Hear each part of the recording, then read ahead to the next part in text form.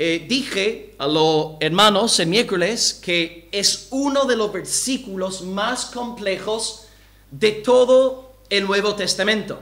Y estamos ahora entrando en 1 de Pedro en tal vez el párrafo más espinoso de todo el Nuevo Testamento. Así que hoy vamos a leer un versículo notoriamente difícil de entender y de predicar. Y por esta razón pedí a Ramón el miércoles que predicase. Pero Ramón, ¿dónde está? ¿Ah? Está en casa. Sabía que iba a quedarse en casa hoy. Lo sabía. Invité a Ramón a predicar hoy, pero bueno, se ve que no ha venido. Bien, hermanos, vamos a abrir 1 de Pedro capítulo 3. De nuevo, no quiero hacer enemigos hoy. Son doctrinas secundarias donde cada uno puede tener una interpretación, pero vamos a estudiar este pasaje que es extremadamente polémico. Leíamos 1 Pedro 3 del 14 al versículo 20. Si alguien quisiera leer 1 Pedro 3 del 14 al 20. Mas también si alguna cosa padecéis por causa de la justicia, bienaventurados sois. Amén. Por tanto, no amedrentéis por temor de ellos, ni os conturbéis, sino santificad a Dios el Señor en vuestros corazones, y estad siempre preparados para presentar defensa con mansedumbre y reverencia ante todo el que os demande razón de la esperanza que hay en vosotros, teniendo buena conciencia, para que en lo que murmuran de vosotros como de malhechores, sean avergonzados los que calumnian vuestra buena conducta en Cristo. Porque mejor es que padezcáis haciendo el bien, si la voluntad de Dios así lo quiere, que haciendo el mal. Porque también Cristo padeció una sola vez por los pecados, el justo por los injustos, para llevarnos a Dios, siendo a la verdad muerto en la carne, pero vivificado en espíritu, en el cual también fue y predicó a los espíritus encarcelados. Y el 20, porfis. Los que en otro tiempo desobedecieron, cuando una vez esperaban la paciencia de Dios en los días de Noé, mientras se preparaba el arca, en la cual pocas personas, es decir, 8, fueron salvadas por agua. Pues hoy, hermanos, vemos la belleza de la predicación expositiva. Cuando una iglesia predica expositivamente, el pastor, el pobre, se ve obligado a predicar de textos que nunca escogería predicar. Yo dije el miércoles, espero que la mitad de la congregación se presente el domingo. Y precisamente hoy nunca he visto tanta gente en la iglesia como en esta mañana. Así que gracias por orar por esto, hermanos, del culto de miércoles. Isabel me dijo el miércoles concretamente que nunca ha escuchado un sermón sobre estos versículos. ¿Cuántos años llevas en el Señor? 35. Claro, 35 años. ¿Quién va a predicar de 1 de Pedro, capítulo 3, versículos 19 y 20? Pero como estamos comprometidos con la predicación expositiva, no solamente puedo predicar los versículos agradables, tengo que pelear con ciertos textos para intentar entender la mente del Señor. De nuevo, en esta mañana no estoy dispuesto a perder enemigos por este versículo. Sí, estoy dispuesto a perder amigos por la inspiración de las Escrituras, por la doctrina de la Trinidad, por la doble naturaleza de Jesucristo, por la salvación por la gracia a través de la fe, por la vida eterna y la condenación eterna. Ahí sí estoy dispuesto a luchar hasta la muerte, pero en asuntos secundarios no estoy dispuesto a perder amigos. Aquí tengo pues una predicación donde creo que podemos hacer justicia al texto sin violar ningún principio bíblico. Antes de comentar, es extremadamente importante tener en cuenta el contexto de esta carta y el contexto inmediato. Nunca he leído tantos artículos ni tantos libros a la hora de preparar un sermón como para este.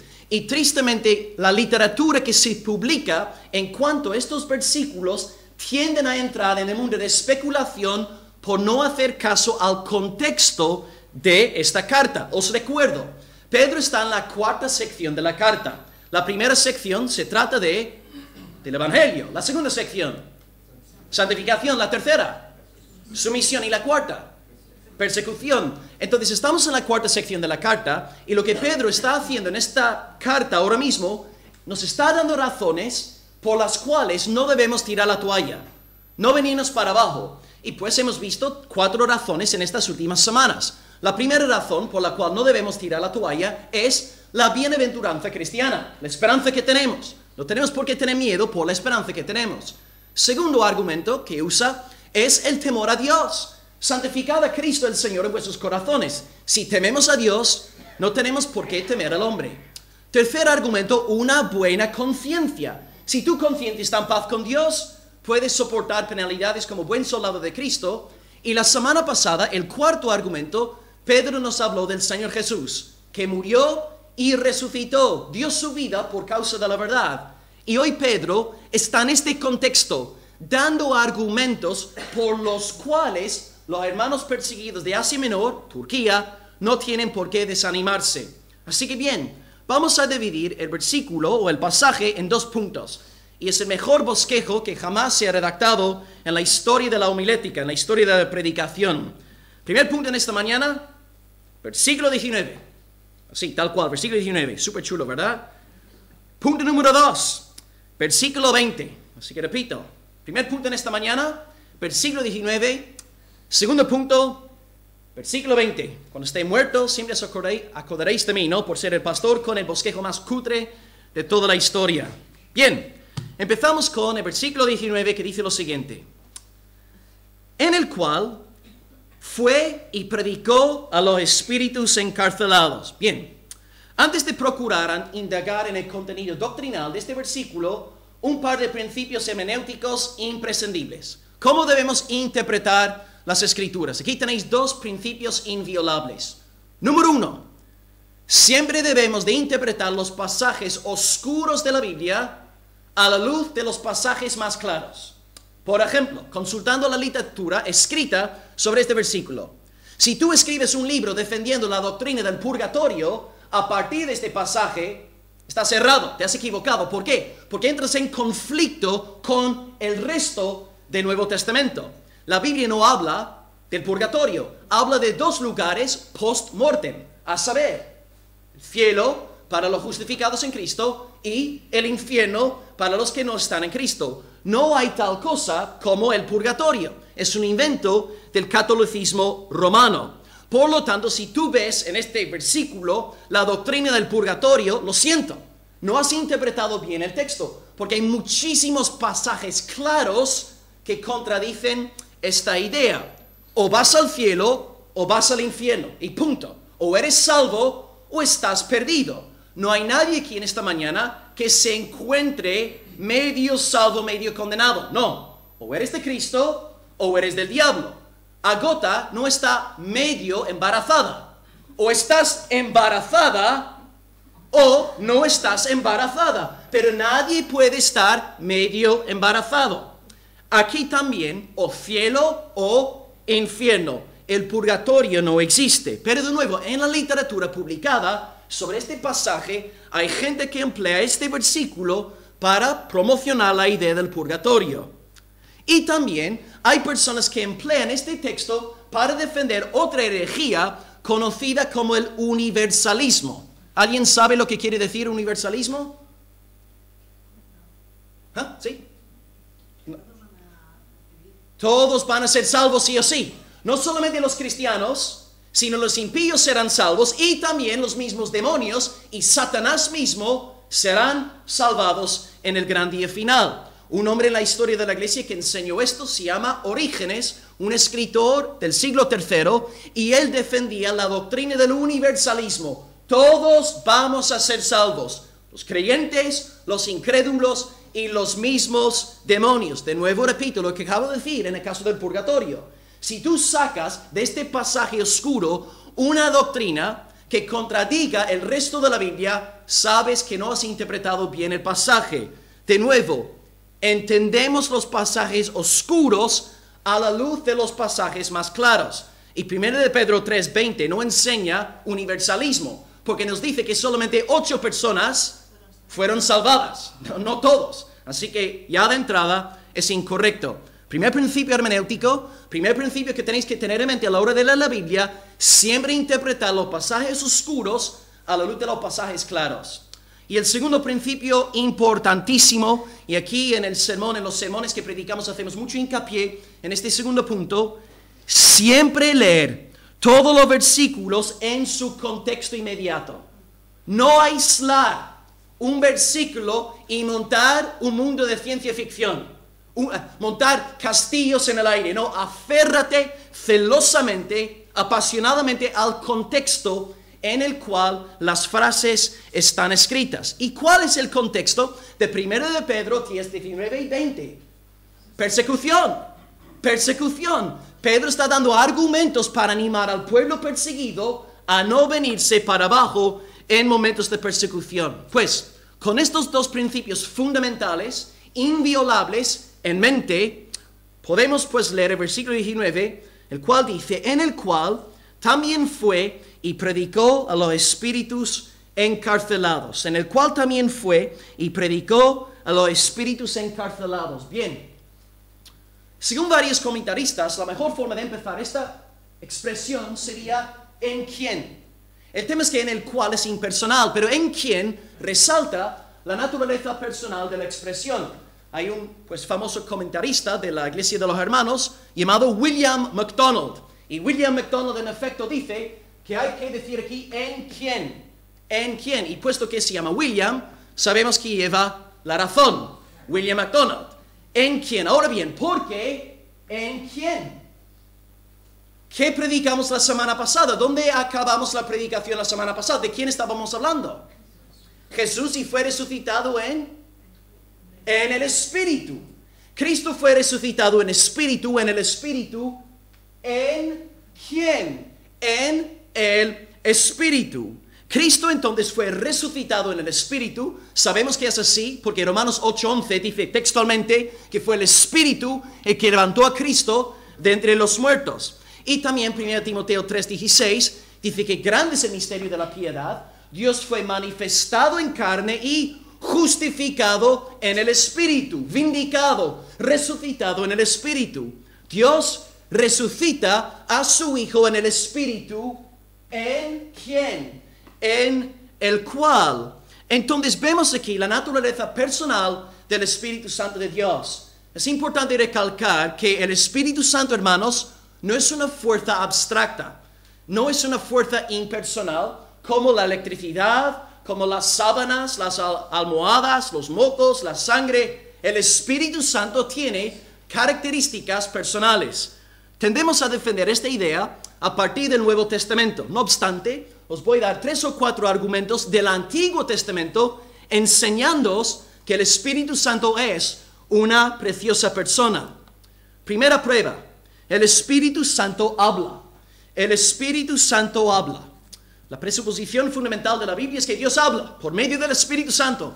Habla en el Pentateuco, habla en los escritos, habla en los libros proféticos. Él está hablando. Y David dice en 2 de Samuel 23, versículo 2, el Espíritu Santo habló por mí y su palabra estaba en mi boca. Por lo tanto es una persona. La electricidad no puede hablar. ¿Alguna vez te sentaste a conversar con la electricidad? ¿Alguna vez te animaste a tener una conversación con un vaso de agua? Desde luego que no, porque es impersonal. Pero el Espíritu Santo habla porque es una persona. También Ezequiel nos dice lo mismo en el capítulo 3, versículo 24 de su libro. El Espíritu entró en mí y me hizo ponerme en pie y me habló diciendo, ve, enciérrate en tu casa. El Espíritu Santo es una persona porque el Espíritu Santo habla. No es una fuerza abstracta como la luz. Segunda prueba del Antiguo Testamento. El Espíritu Santo nos pastorea, nos guía. Dice Salmo 143, versículo 10. Señor, enséñame a hacer tu voluntad. Tú eres mi Dios. Tu buen Espíritu me guíe a tierra firme. El Espíritu es como un buen pastor que procura llevar las ovejas de Dios a pastos delicados. Y también en Isaías 63, versículo 14, dice, como a ganado que desciende al valle, el Espíritu del Señor les dio descanso. Así guiaste tu pueblo para hacerte un nombre glorioso. Dios, el Espíritu Santo, guió al pueblo en los días de Moisés, pastoreando. Ahora bien, pregunto, ¿puede una fuerza impersonal pastorear? ¿Quién pastorea? ¿Un pastor es una persona o una no persona? Una persona. Pues, si es algo personal, el Espíritu Santo al pastorear es necesariamente una persona.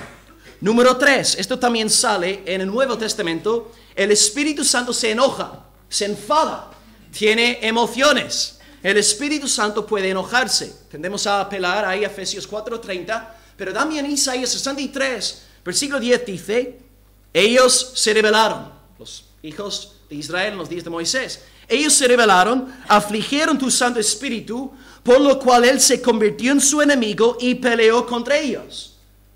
¿Quién puede enfadarse sin una persona? Las paredes no se enfadan con nadie, las sillas no se enojan, pero el Espíritu Santo se enfada porque Él es una persona. El Padre es una persona, el Hijo es una persona, el Espíritu Santo es una persona. Y si nosotros tonteamos con el pecado, coqueteamos con el pecado, el Espíritu de Dios está airado y enfadado. Y la cuarta prueba, el Espíritu habla, el Espíritu nos pastorea, el Espíritu se enoja. Número 4, el Espíritu Santo nos enseña. Hay un par de textos hermosos en Nehemías que resaltan esta naturaleza didáctica del Espíritu Santo. Dice Nehemías 9, versículo 20, enviaste, Señor, tu buen Espíritu para instruirles. El Espíritu instruye, enseña. Y 10 versículos más tarde, en el versículo 30 del 9, Señor, tú fuiste paciente con ellos por muchos años.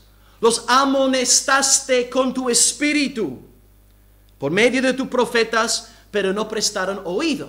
Entonces el Espíritu enseña, amonesta. Aquí tenemos una profesora en la congregación, nuestra querida hermana Constanza. Constanza enseña porque no es una fuerza abstracta e impersonal. Constanza es una persona, por lo tanto enseña. Y si el Espíritu Santo enseña, quiere decir que se trata de una persona. Ahí tenéis 4 pruebas del Antiguo Testamento de que el Espíritu Santo es una persona. Porque la Biblia de Pedro no era el Nuevo Testamento, era el Antiguo, porque el Nuevo todavía no había sido redactado. Entonces Pedro está aludiendo a la naturaleza personal del Espíritu Santo. Cristo fue en el Espíritu una preciosa persona y predicó a los espíritus encarcelados. Hasta este punto del sermón, creo que más o menos todo el mundo estaría 100% de acuerdo con todo lo que he dicho hasta este punto. Pero los problemas empiezan ahora. Alguien ve la palabra espíritu, alguien ve la palabra espíritu encarcelado y entra en éxtasis y se entrega a un mundo de fantasía. Y necesitamos ser muy sobrios con el texto bíblico. Hermanos, en 1 Timoteo capítulo 3, uno de los requisitos para un anciano, un predicador de la palabra, es que sea apto para enseñar y que sea sobrio. Sobrio sí, en efecto, se refiere a la conducta.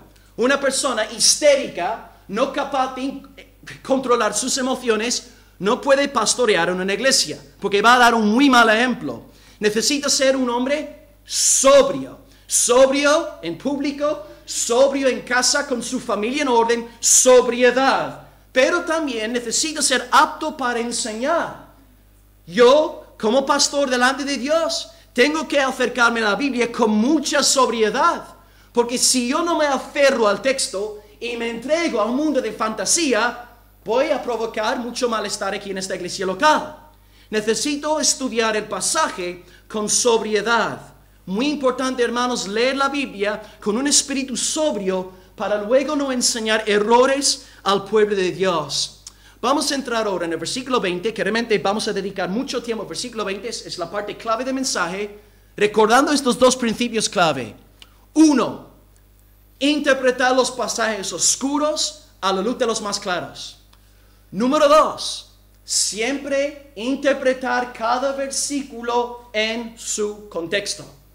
Con esto en mente, vamos a entrar ahora a estudiar el tema de los espíritus encarcelados y la explicación que da el versículo 20 y que el Señor pues nos ayude en su gracia y misericordia en esta mañana. Segundo punto, versículo 20. Dice, estamos hablando de los espíritus encarcelados. ¿Quiénes son? Los que en otro tiempo desobedecieron, cuando una vez esperaba la paciencia de Dios en los días de Noé, mientras se preparaba el arca, en la cual pocas personas, es decir, 8, fueron salvadas por agua. Así que los espíritus encarcelados, según este versículo, son los que en otro tiempo desobedecieron. Los que en otro tiempo. ¿A cuál tiempo está aludiendo Pedro? Exactamente. Está ahí contestada la pregunta. Está aludiendo a los días de Noé, el tiempo prediluviano, los días del arca. Entonces, en versículo 19, los espíritus encarcelados son los que fueron desobedientes en la época de Noé. Es muy importante, hermanos, entender algo. Pedro no nos está escribiendo en la época de Noé. Él está escribiendo su epístola en los años 60 del primer siglo. Estamos hablando de una separación de 2500 años más o menos. Noé preparando el arca y luego Cristo muere, resucita y Pedro se pone a escribir. Estamos hablando de una división de 2500 años. Y ahora bien, fueron desobedientes en los días de Noé. ¿Cuántos desobedientes había en los días de Noé? Todos, ¿no? Menos 8. Todos eran desobedientes, menos. ¿Cómo sabes que 8 no eran desobedientes? Porque lo dice la palabra, porque escrito está. Entonces desobedecían en la época de Noé, salvo 8. 8 no desobedecieron, pero todo lo demás sí desobedecieron al Señor. Y esto es lo que dice Dios acerca de los desobedientes en los días de Noé. Ya estoy citando ahora textualmente de Génesis. Génesis 6, versículo 7. Dios dice: traeré de sobre la faz de la tierra a los hombres que he creado, desde el hombre hasta la bestia, hasta el reptil y las aves del cielo, pues me arrepiento de haberlos creado. Y antes del versículo 7, el autor de Génesis, Moisés, explica que la maldad del hombre será mucha en la tierra y que, versículo 5 de Génesis 6, todo designio de los pensamientos del corazón de ellos era de continuo solamente el mal. Y Dios se arrepintió de haberlos creado y dice en el versículo 6 de Génesis 6 que le dolió en su corazón. Prevaleció la maldad en los días de Noé, había desobedientes por todos lados y luego ¿qué hizo Dios? Juicio. Envía el diluvio. De nuevo repito, hermanos, 2500 años están separando Noé de Pedro. Ahora bien, hermanos, algo aquí ya no cuadra, porque Pedro nos dice que Cristo fue y predicó a los espíritus encarcelados. Cristo fue y predicó a los desobedientes en los días de Noé. A ver, ¿cómo puede Jesucristo, si no se encarna hasta hace 2000 años, ir a predicar a los desobedientes hace 4500 años? Claro, nosotros estamos separados de Cristo por 2000 años, más o menos. Y estamos separados de Noé por 4500 años. ¿Cómo puede Cristo predicar a los desobedientes en los días de Noé si Cristo se encarna 2500 años después? Pedro había tomado demasiado sol andaluz, estaba un poco cansadillo el hombre, había estado todo el día trabajando en el campo. ¿Cómo podemos explicar esto? Os voy a dar 3 textos y pido que 3 hermanos busquéis rápidamente. Un hermano que buscase 1 Pedro 1:11, otro hermano 1 Pedro 1:12 y un tercer pecador, 2 de Pedro 1:21. 1 Pedro 1:11, luego 1:12, luego 2 de Pedro 1:21. El que tenga 1 Pedro 1:11, que lo lea en voz alta, porfis. Escudriñando qué persona y qué tiempo indicaba el Espíritu de Cristo que estaba en ellos, el cual anunciaba de antemano los sufrimientos de Cristo y las glorias que vendrían tras ellos. Loli, ¿me permites hacerte una pregunta? ¿Puedo hacerte una pregunta? ¿Puedo hacerte una pregunta? Vale, el Espíritu de Cristo está hablando a través de quiénes en este versículo.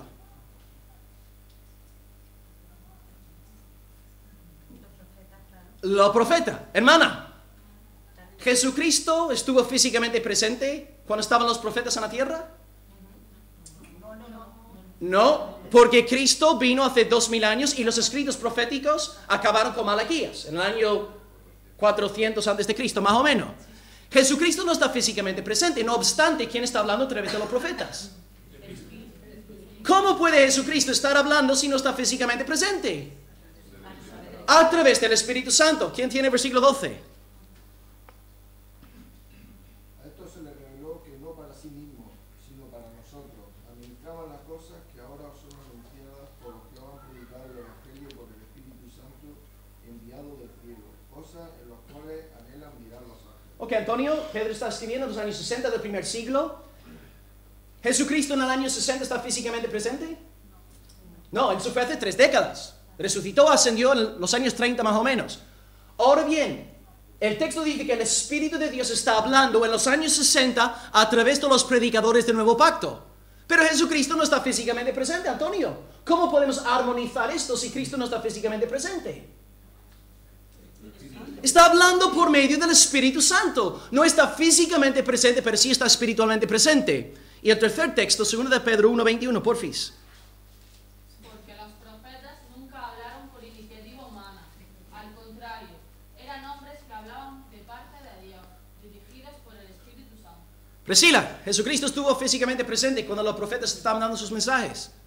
Entonces, ¿cómo podemos reconciliar esto con lo que Pedro nos está diciendo, hermana? Exactamente, 2 pasajes, mamá, hija, han leído los 2 pasajes del Antiguo Pacto. Antonio ha leído el versículo del Nuevo Pacto. 3 versículos diciendo exactamente lo mismo. Jesucristo no está físicamente presente, pero sí está predicando por medio de su Espíritu. Y entonces, al entender lo que Pedro nos está diciendo, todo cobra sentido. ¿Cómo puede Jesucristo predicar a los desobedientes en los días de Noé?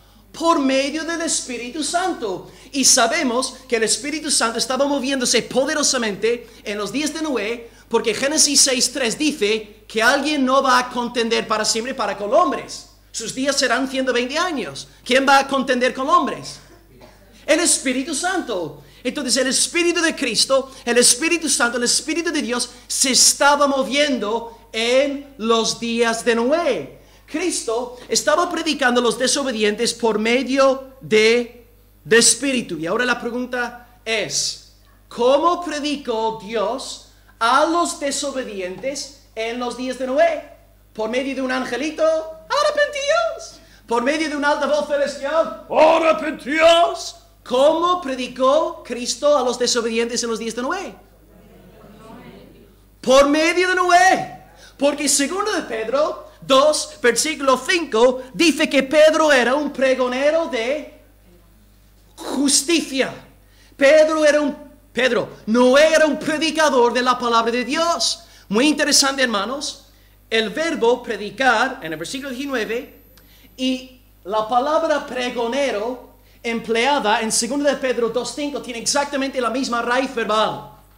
Jesús predicó por medio de Noé. De la misma forma que Loli y Priscila nos han leído los 2 pasajes, a través de los profetas, Noé era un profeta del Señor, un vocero de Dios. Y él predicó por el poder del Espíritu Santo del Señor. ¿Cómo puede un hombre saber que va a venir un gran diluvio si no es por el poder del Espíritu Santo de Dios tratando con su corazón?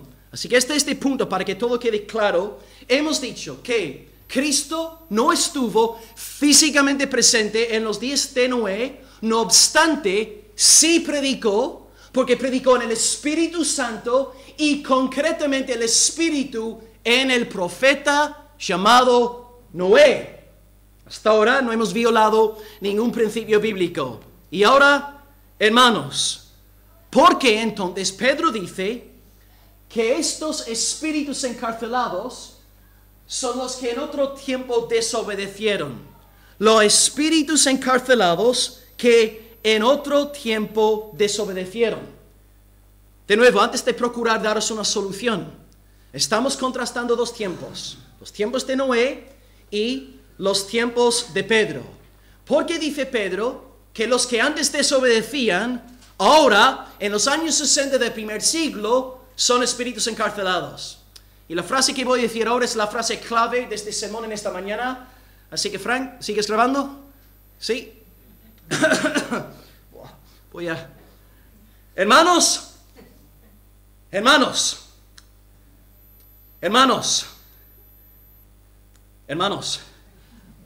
Pedro dice que son espíritus encarcelados porque están muertos.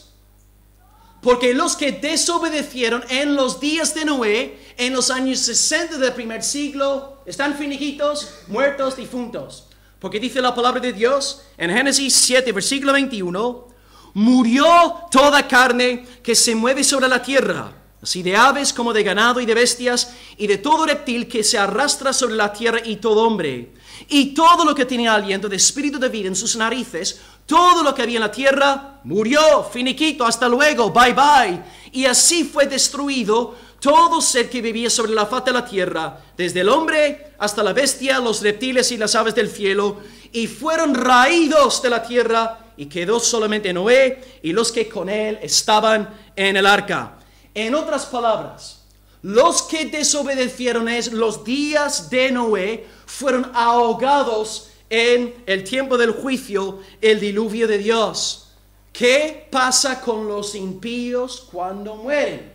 Nosotros, los cristianos, al morir, como dijimos la semana pasada, pasamos directamente al gozo de Dios, a la presencia del Señor.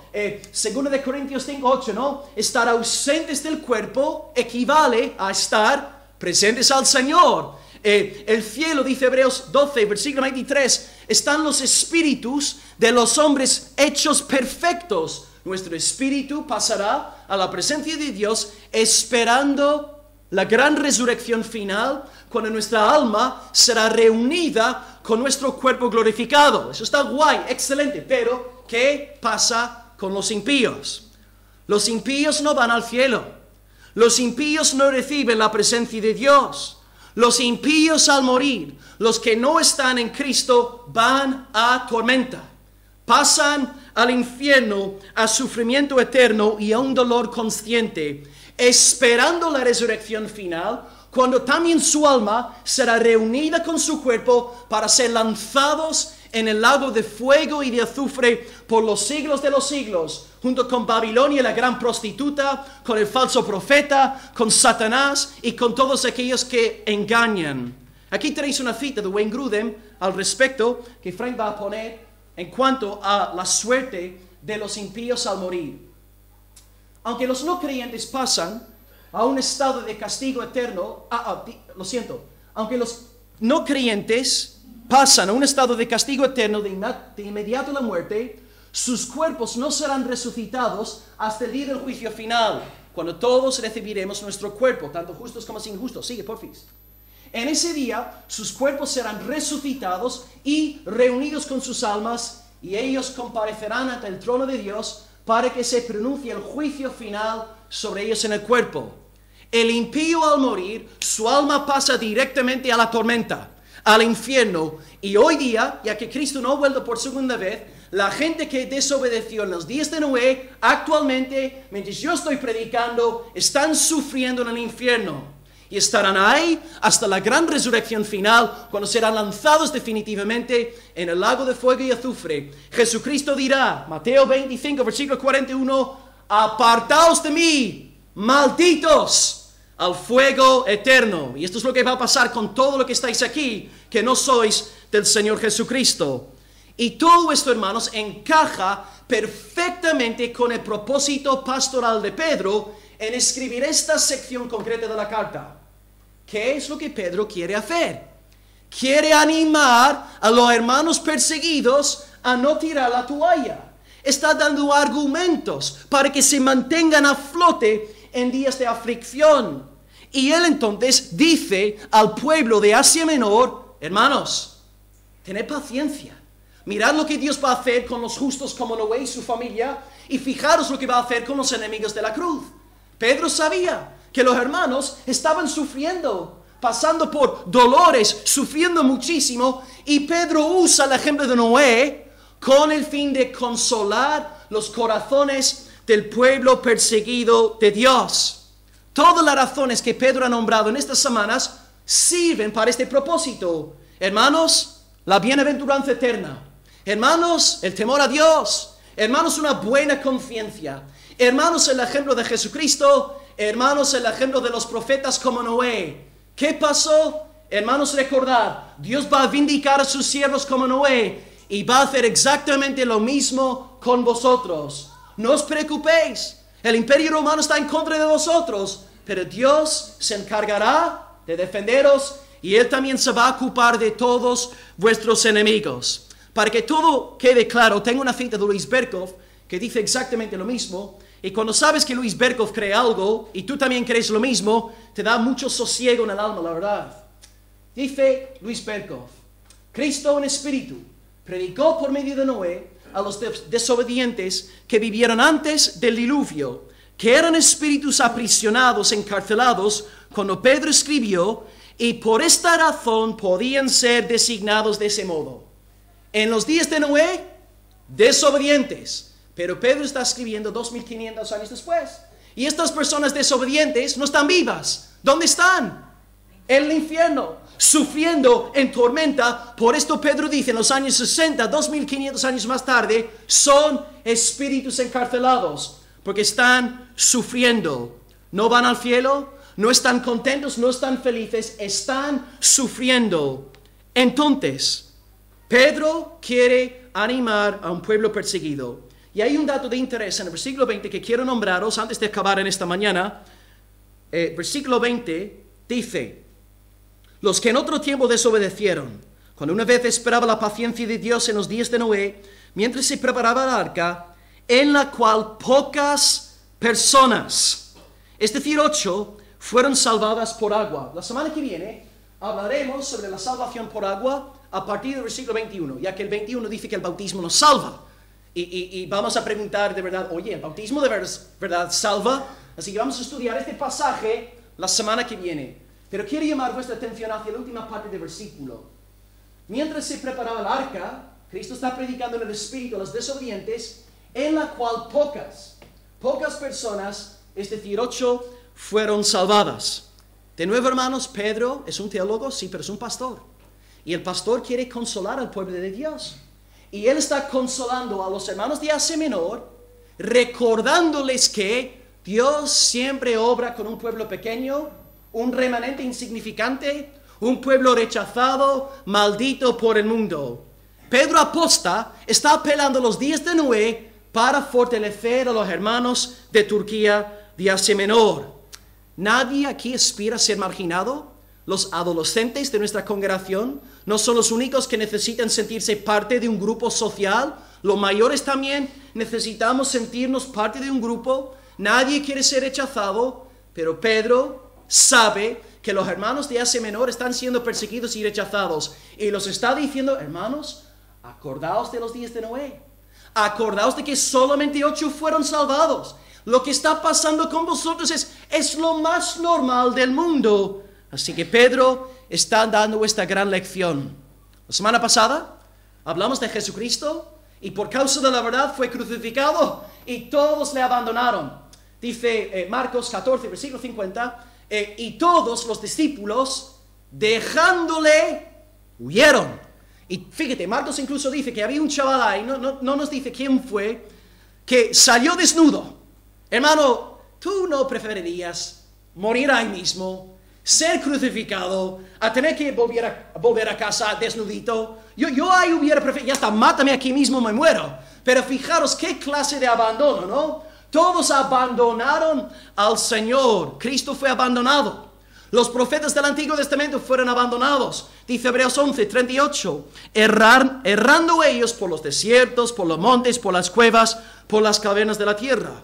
Pablo fue abandonado. En su última carta, redactada justo antes de morir, segunda de Timoteo 1:15, dice a Timoteo, oye Timoteo, todos los que son de Asia me han abandonado. Y luego más adelante en el capítulo 4, el último capítulo redactado por Pablo, dice que Demas, uno de sus compañeros en el ministerio, Demas me ha desamparado amando este mundo. Y luego también dice tristemente en el 4:16, Timoteo, en mi primera defensa, ninguno estuvo a mi lado, sino que todos me desampararon. Pocas verdades más difíciles de abrazar que la verdad de que tenemos que sufrir por causa de la cruz de Jesucristo. No es fácil sufrir afrenta por causa del nombre del Señor. No queremos ser marginados. Queremos caer en gracia a todo el mundo. ¿Cómo pudo Cristo, cómo pudo Pedro, cómo pudo Noé, cómo pudo Pablo vencer en medio de tanto rechazo? Pues Pablo nos dice, 2 Timoteo 4:17, Timoteo, nadie estuvo a mi lado, todos me desampararon, pero el Señor estuvo a mi lado. Y Él me dio fuerzas para que por mi boca fuese cumplida la predicación y oyesen los gentiles. Así fui librado de la boca del león, y el Señor me librará de toda obra mala y me preservará hasta su reino celestial. A Él sea la gloria por los siglos de los siglos. Amén. Ahí está el secreto del vencedor. ¿Cómo puede Pablo vencer con tantísimos enemigos? Porque Dios estaba con Pablo, fortaleciendo al siervo de Dios. ¿Cómo pudo Noé vencer en su época? Porque Dios estaba con Noé. ¿Cómo podían los profetas dar sus mensajes siendo perseguidos? Porque Dios estaba con ellos. ¿Cómo pudo Jesucristo soportar la afrenta de la cruz y ser convertido en un objeto de burla? Por el poder del Espíritu Santo. Dice Hebreos 9, versículo 14, que Cristo se ofreció a sí mismo a Dios en el Espíritu. Todos abandonaron a Cristo, pero el Espíritu Santo fortaleció a nuestro Salvador. Y nosotros, hermanos de Almería, ¿cómo podemos soportar la marginación sociopolítica? Sabiendo que Dios, el mismo Dios que estuvo con los hermanos de Asia Menor, sabiendo que Él está con nosotros. Si Dios es por nosotros, ¿quién contra nosotros? Aquí tenéis 5, 6 promesas preciosas de la palabra de Dios para consolar vuestros corazones, preciosas ovejas, preciosa manada del Señor. Escrito está: mi presencia irá contigo y yo te daré descanso. Éxodo 33, versículo 14. Escrito está: no temas, porque yo estoy contigo. No desmayes, yo soy tu Dios, que te esfuerzo. Siempre te ayudaré, siempre te sustentaré con la diestra de mi justicia. Isaías 41:10. Escrito está: no temas delante de ellos, porque yo estoy contigo para librarte, dice el Señor. Pelearán contra ti, pero no te vencerán, porque yo estoy contigo, dice el Señor. Jeremías 1, 8 y 19. Escrito está: he aquí, yo estoy con vosotros todos los días hasta el fin del mundo. Amén. Mateo 28, versículo 20. Escrito está: yo estoy contigo, ninguno pondrá sobre ti la mano para hacerte mal, porque yo tengo mucho pueblo en esta ciudad. Hechos 18:10. Última promesa, Hebreos 13, 5 al 6. Dios dijo: no te desampararé, ni te dejaré, de manera que podemos decir confiadamente: el Señor es mi ayudador, no temeré lo que me pueda hacer el hombre. Hermanos, vamos a vencer el mundo. Vamos a vencer la persecución si nos acordamos de que Él está con nosotros. Tenemos que repetirnos la verdad de Eliseo día tras día. Más son los que están con nosotros que los que están con ellos. Tenemos el ejército de Dios con nosotros, por lo tanto podemos ser valientes aunque seamos 8 personas. Mira, aquí en nuestra iglesia tenemos 45 miembros. 45 miembros. Y si sumamos todos los miembros de las demás iglesias evangélicas en Almería, no sé cuántos habría. Pero hermanos, independientemente del número total, somos un pueblo pequeñito. Hay 200,000 personas en Almería. No somos nada. Somos un pueblo pequeño, insignificante. Rechazados serían de nosotros y se burlan de los predicadores. Pero hermanos, acordaos de Noé. Acordaos de la época de Noé. Acordaos de que Dios estuvo con su pueblo y luego castigó a los malhechores. No menosprecies, hermano, el día de las pequeñeces, según Zacarías 4, versículo 10. Sí, somos un pueblo pequeñito, un pueblo rechazado. No somos muy sabios, no somos muy ricos, no somos muy inteligentes, pero somos el pueblo de Dios. Y dice Salmo 121:3, Él no dará tu pie al resbaladero, ni se dormirá el que te guarda. He aquí no se adormecerá, ni dormirá el que guarda a Israel. El Señor es tu guardador, el Señor es tu sombra a tu mano derecha. Somos un pueblo tontito, un pueblo pobre, un pueblo rechazado, un pueblo maloliente, pero Dios nos está guardando. Todo está bien. De la misma forma que guardó los 8 en los días de Noé, Él está guardando un remanente fiel en nuestros días. Amados del Señor, recibid consuelo en esta mañana en el nombre de Jesucristo. Estamos rodeados de una generación maligna, decadente y perversa, en la cual no podemos decir que un niño es un niño, una niña es una niña. No te vengas para abajo, hermano. No te desanimes, hermana. Dios está con su pueblo y nos va a vindicar sí o sí. Y Dios quiere usar este pueblo rechazado de Almería, este pueblo insignificante de Almería, para confundir y avergonzar al príncipe de la potestad del aire. Hermanos, en Corea del Norte, el país donde hay más persecución en todo el mundo, 70,000 cristianos han pasado por campos de concentración y piensan que hay alrededor de 300,000 almas convertidas en Corea del Norte. Nadie sabe la cifra total, porque si tú dices que eres un cristiano, sentencia de muerte. Pero hermanos, en el país más perseguido del mundo, mientras yo estoy predicando en esta mañana, ten por seguro de que hay grupos de hermanos en Corea del Norte reunidos orándole a Cristo en el nombre, al Padre en el nombre de Cristo, leyendo la palabra de Dios. Hermanos, los enemigos no pueden acabar con la iglesia, porque alguien más fuerte que Kim Jong-un se llama Jesucristo. Él ha edificado su iglesia. Hermanos, Mao el segundo, un déspota, dictador comunista que estaba a cargo de la China, se jactó el hijo del diablo de haber erradicado la enfermedad del cristianismo de la China.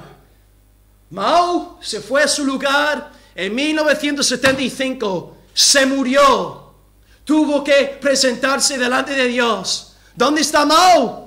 Muerto, un espíritu encarcelado. ¿Y qué ha pasado con la iglesia en la China? Hermanos, entre 80 millones y 100 millones de cristianos nacidos de nuevo, una generación más tarde que la muerte del dictador que supuestamente había erradicado la fe cristiana. Hay alguien más fuerte que Mao. Hay alguien más poderoso que Nerón. Hay alguien más grande que Ceausescu y que Hitler y que Stalin. Jesucristo, Rey de Reyes. Jesucristo, Señor de señores. Y Él ha dicho, yo edificaré mi iglesia y las puertas del Hades no prevalecerán contra ella. Sí o sí, hermanos, el evangelio va a avanzar. Y aunque seamos 8 aquí reunidos un domingo, todos dejando al Señor, aunque fuéramos 8, Dios seguiría obrando su gloria a través de su pueblo. Porque al Señor le encanta confundir y avergonzar la sabiduría de Satanás. Hermanos, España puede estar bajo ataque.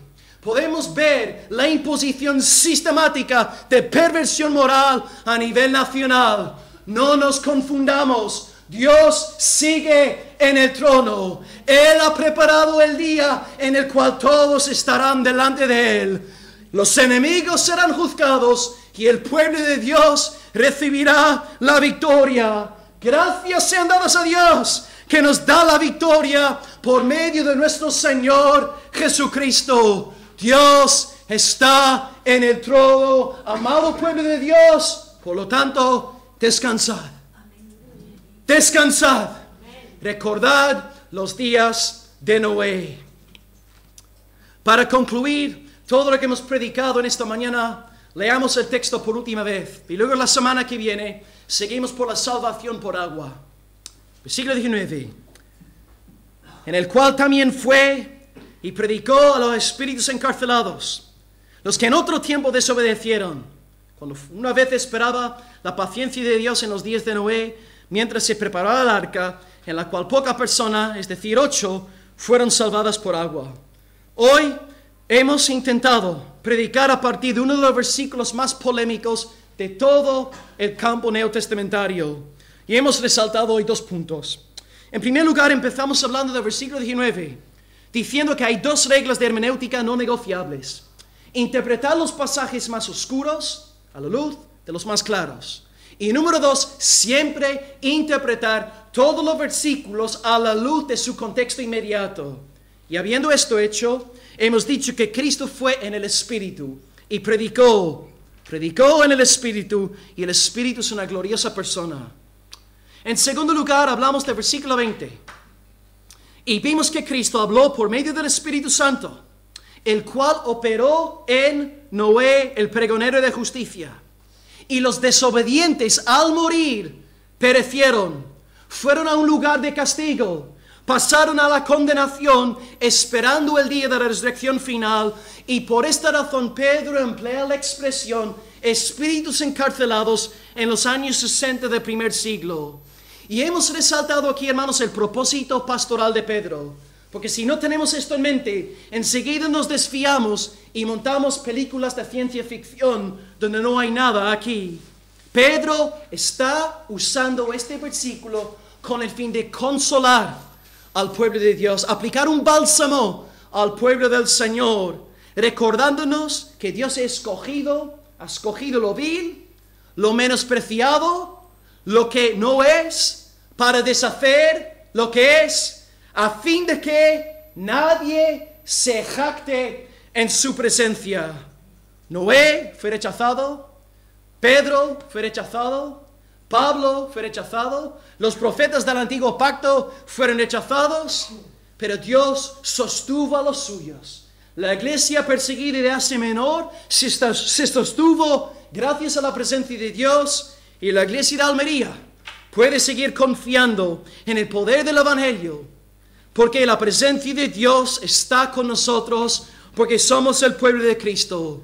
Y que cada uno hoy salga de aquí plenamente convencido de que los que estamos en Cristo tenemos la bienaventuranza eterna preparada para nosotros, y los que no están en Cristo esperan la condenación venidera. Por lo tanto, antes de orar, como hacemos todos los domingos, yo suplico y exhorto en el nombre de Dios a todos vosotros que no sois del Señor a hacer las paces con Dios en esta mañana. Mientras yo haga esta oración, recordad que los desobedientes en los días de Noé están actualmente sufriendo en la condenación de Dios. Esto también es vuestra suerte, pero os traigo una buena noticia. Mediante la muerte expiatoria de Cristo y su resurrección literal al tercer día, Cristo ahora está llamando a los pecadores hacia sí mismo antes de que venga el gran diluvio de la ira de Dios. Pecador, Cristo te está llamando en esta mañana. Acércate al Señor, pídele perdón y clama a Dios en esta mañana diciéndole: Señor, sálvame. Quiero entrar en el arca. Quiero ser tuyo y disfrutar de los gozos de la vida venidera. Oremos en esta mañana en el nombre de Cristo. Oremos, hermanos.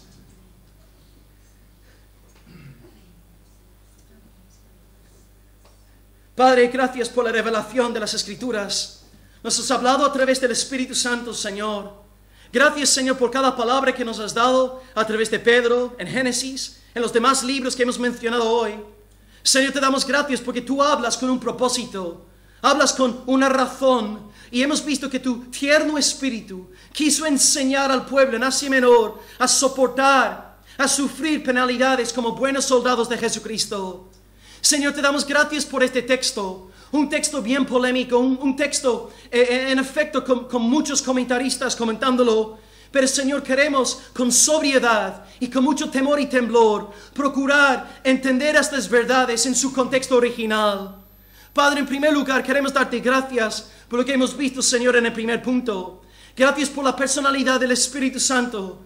Gracias por esta hermosa persona que nos enseña, nos pastorea, el cual tiene emociones como el gozo, como el enojo. Señor, gracias por el Espíritu Santo, el cual siempre nos está acompañando, fortaleciendo, santificando. Alabado sea, Señor, porque no solamente tu Espíritu nos regeneró cuando empezó nuestra vida cristiana, sino que hasta el día de hoy sigue perfeccionando aquello que tú empezaste en nosotros. Es como el sello que está esperando la redención de la posesión adquirida en el gran día final. Gracias por la seguridad de la salvación que tenemos en el Espíritu Santo, porque ciertamente, Señor, Si nuestra salvación dependiese de nosotros, de nuestra buena voluntad, de nuestro esfuerzo, de nuestras buenas decisiones, nadie saldría de este lugar salvo en esta mañana. Te damos gracias por el poder guardador, sustentador del Espíritu Santo. Descansa.